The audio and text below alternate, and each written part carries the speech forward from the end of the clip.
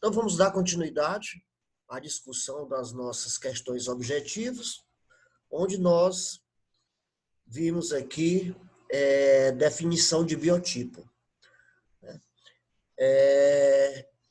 Assim, não, nós estávamos falando, foi da questão 4, né? E a gente acrescentou biotipo. Ficou faltando um dos fatores. Nós falamos de idade, sexo, características populacionais, biotipo, e ficou faltando uma, né? Evolução. Isso, evolução. Ok?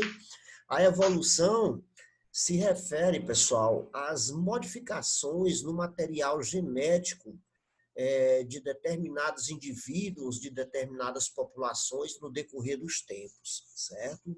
Então, a evolução é um grande representante, um grande fator que caracteriza a variação anatômica. Por conta da evolução é que nós temos indivíduos com características diferentes, certo? E essas características, elas podem ser de qualquer aspecto, anatômica, funcional, dentre outros. Ok? Então, questão número 4, pela sequência, os fatores gerais, idade, sexo, características populacionais, biotipo e evolução. Questão de número 5. Questão de número 5. Definir biotipo, né? Como a gente já falou, são aquelas características herdadas ou que podem também ser adquiridas no decorrer da vida, né? Se é herdada, ela tem tudo a ver com as características genéticas, né, do indivíduo, né? Características genéticas do indivíduo. E as que são adquiridas, elas vão depender de fatores, né, que estão relacionadas diretamente ao ambiente. Ok? A questão de número 6, definir longilíneo, brevilíneo, mediolíneo e citar as suas características morfológicas. Né? Pessoal, longilíneo, brevilíneo, mediolíneo.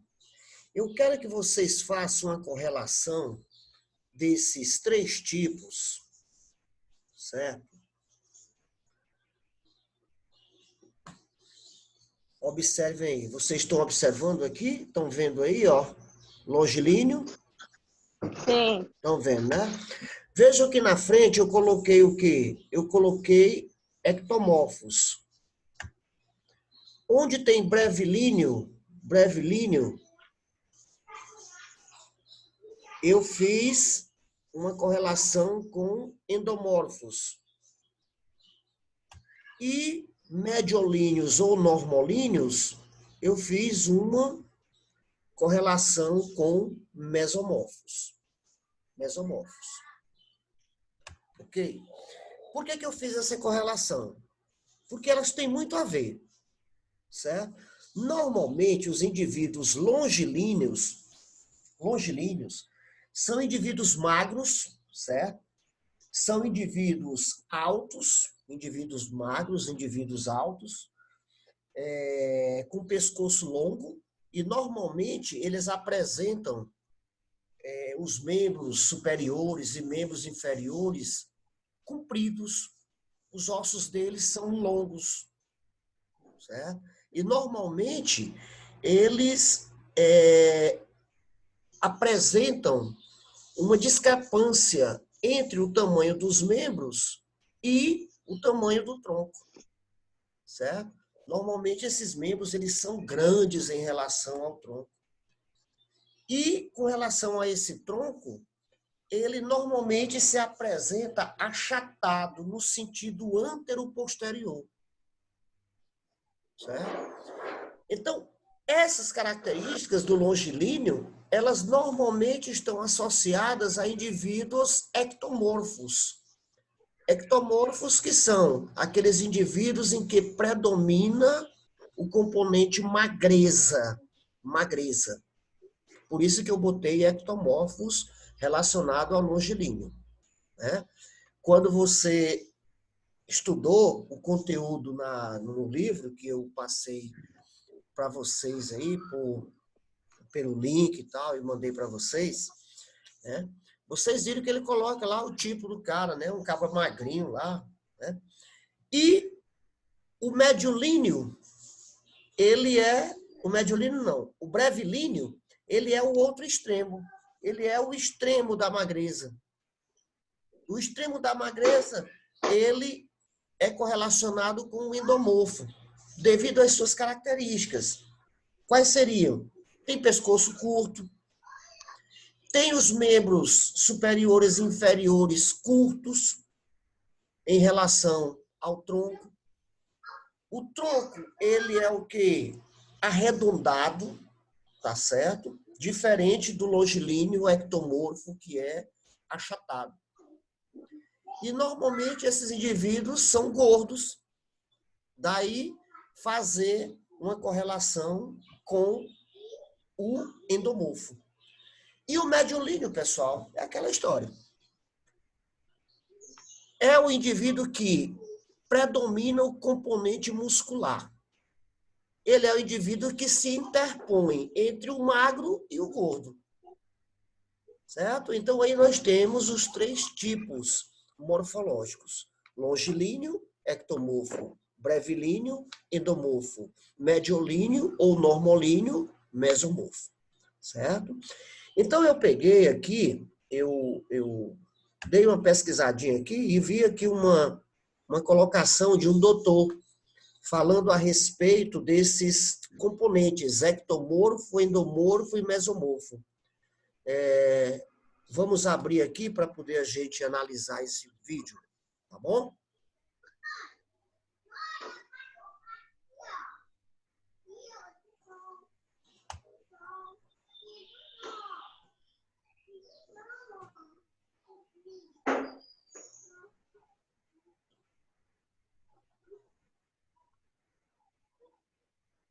Evandro Guedes.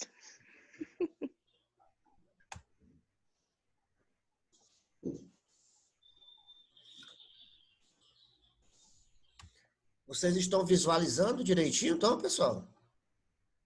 Sim, Então, o vídeo apareceu aí já para vocês? já.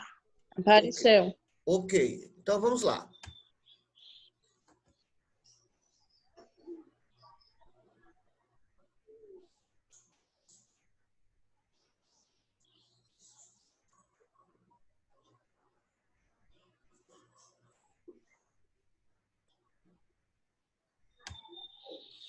Pergunta-se, o áudio está aparecendo para vocês? Não. Não. Pronto, era isso que eu estava com medo, certo? O vídeo que a gente quer repassar, normalmente o áudio, ele não passa direto para vocês. Então, o que é que eu quero de vocês? O que é que eu quero de vocês? Eu quero que vocês copiem esse link aí. Eu quero que vocês copiem esse link para que a gente possa, que vocês possam visualizar esse pequeno vídeo, tá certo? Dá para vocês tirarem uma imagem dele? Tire uma imagem do link. Só um instante, deixa eu sair aqui dessa página. Agora eu entrei nessa página aqui, aí eu quero saber como é que eu vou sair dela. Como é que eu vou sair dela? Quero saber como é que eu vou sair dela. Pronto. Será que eu vou fechar a sala?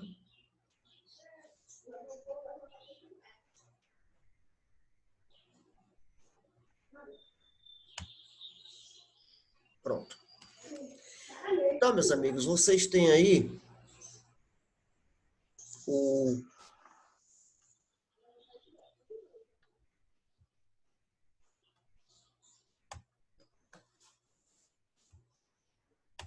Continuando aqui.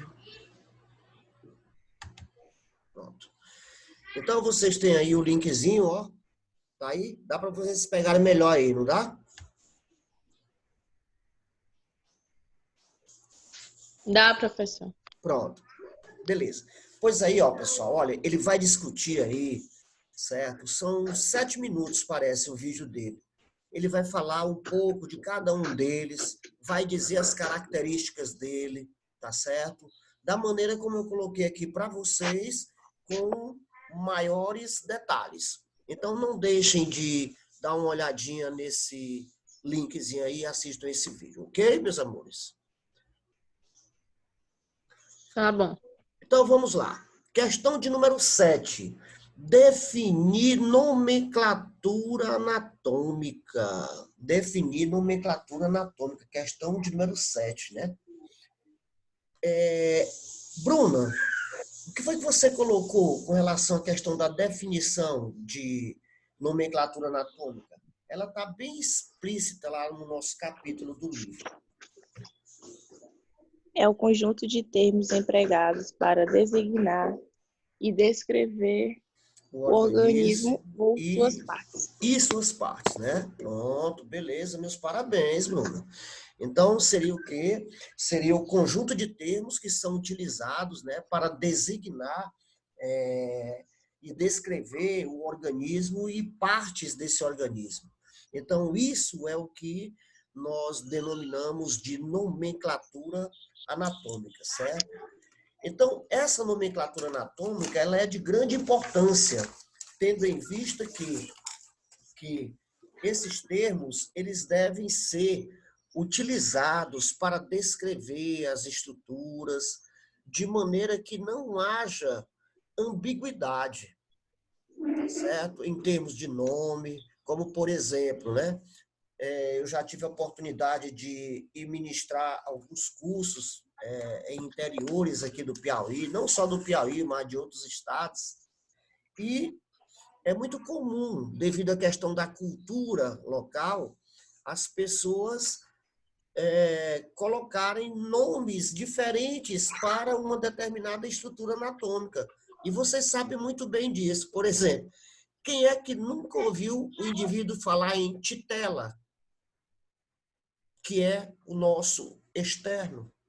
Titela, peito de pombo, né? Quem é que nunca ouviu falar em canela, que se refere a quê? Que se refere à nossa perna, né? O pessoal chama vulgarmente de canela, né? Cantareira, nome que é muito comum no interior o pessoal se referir à clavícula. E quem é que nunca Nunca ouviu? ouvi falar. Nunca ouviu, não? Cantareira? Pois é, Não, cantareira. Mas esse aqui, mas tu já ouviu a pessoa dizer assim, ou que eu tô com dor na pá. já. Já, né? Então, não existe pá, pessoal. Na realidade, existe a escápula, né? Mas quem recebe esse nome de pá, porque no interior o pessoal pega aquele osso e utiliza como essa pazinha que a gente utiliza aqui na casa da gente. Aí o nome pega, né? Aí o pessoal diz que está com a zapa doída. Está com a zapa doída, né? Então, para evitar esses termos, vem a questão da nomenclatura anatômica. Então, na nomenclatura anatômica, né, você tem que determinar de acordo com o que é dito em uma reunião que ocorre a cada cinco anos, que nós chamamos de pares nomina anatômica, onde é utilizado o latim para designar a lista oficial, né, dos termos que devem ser utilizados na anatomia. Então, quando a gente fala a respeito disso aí, nós estamos falando de quem? Da questão de número 8, que diz assim, citar os princípios fundamentais da nomenclatura anatômica, usados para designar estruturas do corpo humano, exemplificando.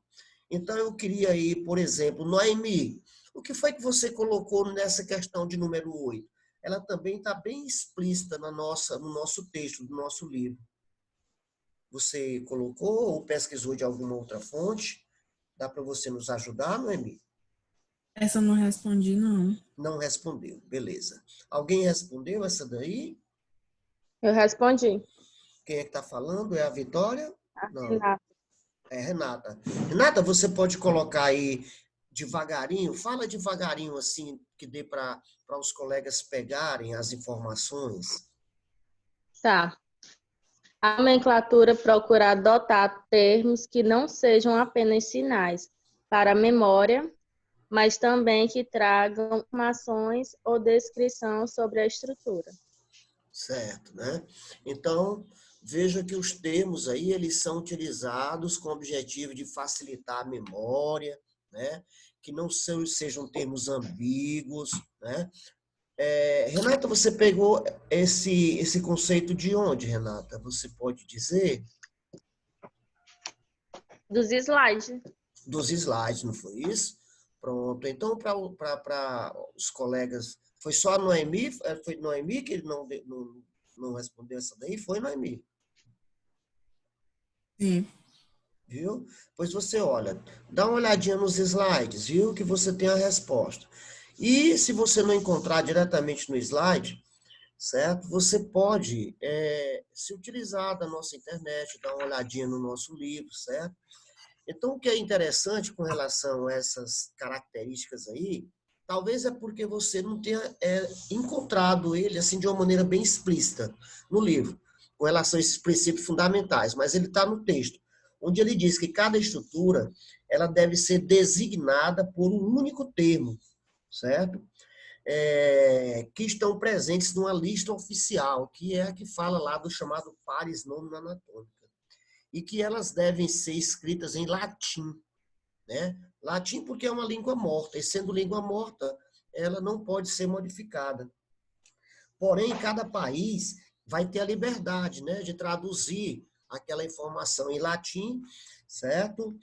E para sua língua oficial. E que esses termos eles sejam de fácil memorização, como colocou a nossa amiga, que deu aí o conceito, né? E que os nomes de pessoas não sejam empregados, certo? Então, é proibido utilizar nome de pessoas em peças do corpo humano. Essa situação, por exemplo, ela modificou alguns termos que antigamente, por exemplo, trompas de falópio. Trompas de falópio. Falópio é o nome de um cara. Trompas de falópio é hoje o que nós conhecemos como tubas uterinas. Tá certo? Antigamente, você tinha tíbia e perônio, os dois ossos da perna. Tíbia hoje continua como tíbia, porém perônio era o nome de um cara. E hoje esse termo não é mais utilizado. Nós temos o quê? Fíbula. Fíbula. Nós temos uma organela celular que é chamada de quê? De complexo de Golgi. Complexo de Golgi. É uma organela celular que tem função de armazenamento, fabricação de determinados carboidratos, tem uma importância muito grande na estrutura da formação das glândulas. Complexo de Golgi. Golgi é o nome de um cara. Aí, de repente, tiraram. Hoje, dá para poder não tirar a essência do nome do cara que descobriu e tá, botaram complexo golgiense, mas não tem mais complexo de Golgi, ok? Então, tá aí as informações relativas aos princípios fundamentais da nomenclatura. Utilizar o latim, utilizar termos oficiais, que são designados pelo pares nomina anatômica, de fácil memorização, para que assim a gente possa trabalhar melhor os conteúdos da anatomia, ok? Tudo bem, Bruna? Renata, Noemi, Vitória? Sim. Beleza? Beleza. Sim. Questão de número 9. A questão de número 9, ela é aquela situação de que a gente discutiu lá nos slides, e ela está muito clara no nosso slide e também no nosso capítulo que fala de introdução ao estudo da anatomia. São aquelas abreviaturas, né? Alguns exemplos. O azinho ponto. Significa o quê? Azinho ponto? Artéria. Isso. Quando você duplica a letra, você transforma para o plural. Azinho, azinho ponto, artérias. Ok? Então, aí não tem muita dificuldade. M ponto, músculo. MM ponto, músculo, né? Músculos. FAS, fascículo, né? FAS, fascículo, né? Aí ele coloca lá, como é que ele bota? Fascículos, FASC, né? Ponto, né? Fascículo. Como é que ele bota o outro termo lá?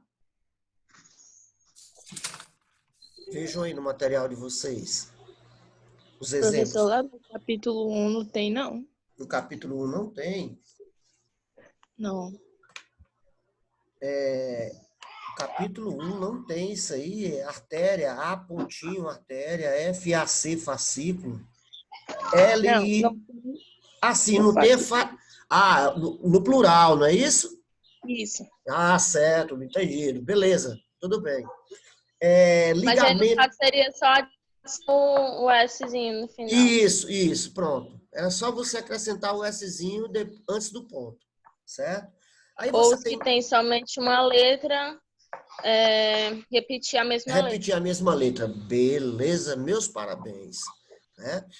Ligamentos,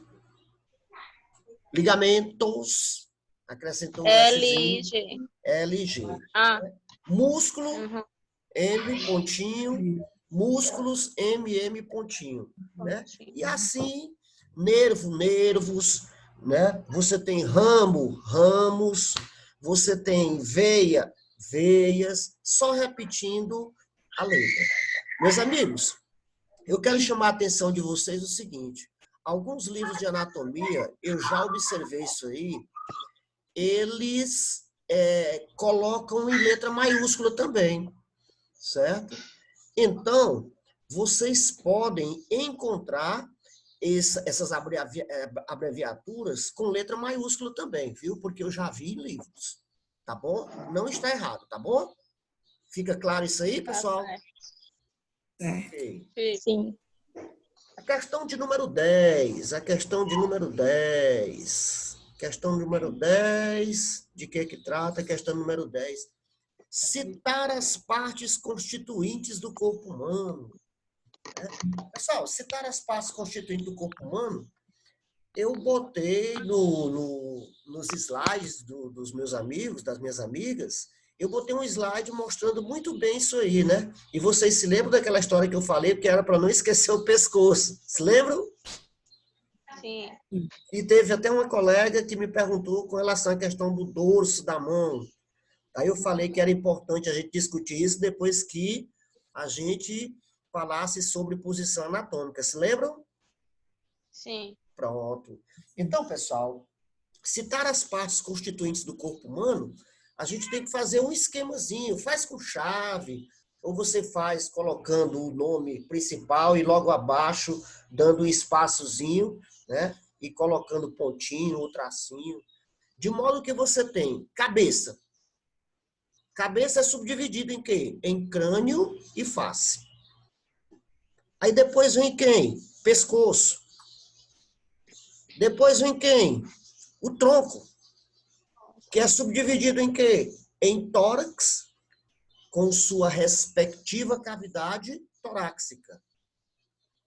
E abdômen, com sua respectiva cavidade abdominal. Logo após vem quem? Logo após vem os membros. Membros estes que podem ser subdivididos em membros superiores e inferiores. Membros superiores estão conectados a quem? Ao tórax. Portanto, eles podem ser denominados de torácicos. Né? E os membros inferiores, eles estão ligados a quem? Ao quadril, certo? A região pélvica. Portanto, os membros inferiores podem ser também chamados de pélvicos. Os membros superiores apresentam sua subdivisão.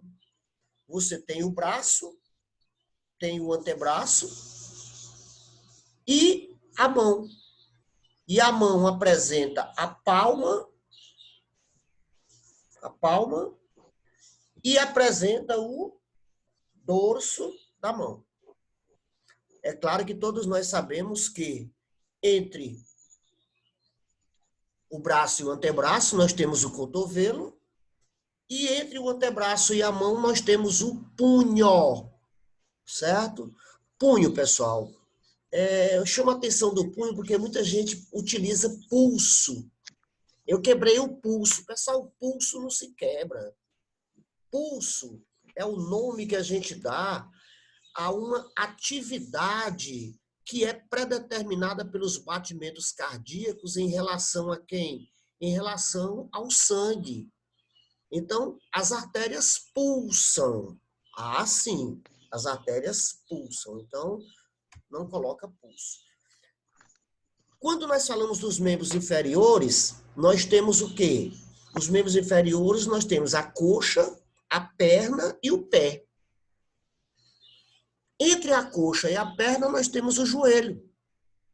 E entre o joelho e o pé, nós temos o tornozelo.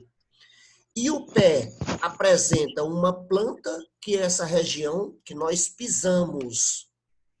E apresenta um dorso, que nós, nos encontrando na posição anatômica de pé, esse dorso ele é superior. Ok? Então, temos aí as partes constituintes do nosso corpo.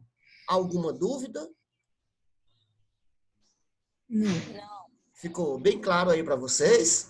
Beleza. Meus amores, não esqueçam o pescoço. E não se utilizem como resposta daqui para frente daquele lance de dizer como é que é dividido o corpo? Cabeça, tronco e membros. Não, não é só isso. É cabeça, pescoço, tronco com suas divisões e membros superiores com suas divisões e membros inferiores com suas divisões. Fica bem claro? Sim. Beleza? Sim. Beleza. Então, vamos passar agora para o objetivo número 11. Descrever a posição de descrição anatômica. Descrever a posição de descrição anatômica é muito importante para o estudo da anatomia, tendo em vista que toda vez que nós formos analisar anatomicamente uma peça, você tem que pensar nesta peça estando na posição anatômica. Tá certo? Então, a posição anatômica, ou posição de descrição anatômica, é aquela posição em que o indivíduo deve se encontrar na posição de pé ou posição ortostática. Posição de pé ou posição ortostática. Vão se adaptando aí com esses nomes. Outra, na sequência, a gente vai direto para a cabeça. Quando a gente trata da cabeça, a cabeça tem crânio e face. Eu vou me direcionar à face. Então, a face ela deve estar voltada para frente. E o olhar tem que estar dirigido para onde? Para o horizonte. Segundo um plano que é chamado de plano aurículo-orbitário, ou plano de Frankfurt. Esse plano aurículo-orbitário, ele se refere a um plano que passa na região da órbita dos olhos e passa na região da aurícula, a orelha. Então, esse plano ele tem que estar paralelo ao solo. Ele tem que estar paralelo ao solo. Ele não pode encontrar nem posteriormente e nem anteriormente o solo. Ele tem que estar paralelo ao solo. Então, isso vai determinar o olhar no horizonte. E os membros superiores, eles devem estar estendidos no sentido do comprimento do corpo, ou seja, eles têm que estar lateralmente acolados ao tronco. E a palma da mão? A palma da mão ou as palmas das mãos devem estar direcionadas para frente. Ok? Terminando com quem? Com os membros inferiores. Os membros inferiores, eles devem... Ora, se o indivíduo está de pé, é claro que os membros inferiores estão estendidos. Então, os membros inferiores estão estendidos, certo? E os pés estão paralelos com a porção distal ou ponta dos pés dirigidos para frente. Então, esta é a posição anatômica. Vocês podem se utilizar do nosso vídeo que eu passei para vocês no material de vocês, para que vocês possam visualizar a prática relacionada à descrição da posição anatômica. Alguma dúvida, meus amigos? Não. Ficou bem claro? Sim. Ficou, não ficou? Se alguém tiver alguma dúvida, pode interromper aí que a gente discute, tá certo? Posso passar para a questão de número 12, objetivos de número 12. Com relação, voltando aí na 11, meus amores, na anatomia lá ele fala também dos mamíferos quadrúpedes. Então, como a nossa anatomia é humana, nós não estamos trabalhando com veterinária, certo? Não interessa para a gente conhecer, para o nosso curso, a posição de descrição anatômica nos quadrúpedes. Ela tem mais interesse para quem trabalha com a veterinária, tá certo? Porém, se vocês forem curiosos, vocês podem buscar, certo? Essa diferença entre a posição de descrição anatômica nos seres bípedes e nos quadrúpedes. Ok? Posso passar para a questão 12, objetivo 12? Pode. Sim. Beleza. A questão de número 12, ela trata de quê? Da descrição dos planos de delimitação e secção do corpo humano, tá certo? E mais uma vez a gente tira os quadrúpedes aí de lado. Meus amores, isso aqui é super importante. Primeiro, para você descrever os planos de delimitação, você pensa no indivíduo na posição anatômica estando dentro de uma caixa. Certo? Então, ele estando na posição anatômica, estando dentro de uma caixa, ele vai ter um plano que vai delimitá-lo na parte anterior, e esse plano é chamado anterior ou ventral. É o primeiro plano. Certo? Esse plano delimita a parte anterior ou ventral do corpo. Por isso que ele é chamado anterior ou ventral. O outro plano que se opõe a ele é o plano posterior ou dorsal, porque ele se encontra delimitando a região posterior do corpo ou dorsal. Então, esse é o segundo plano. Depois nós temos um plano lateral direito e um plano lateral esquerdo. Então, esses planos delimitam lateralmente o corpo. Daí serem denominados plano de delimitação lateral direito, plano de delimitação lateral esquerdo.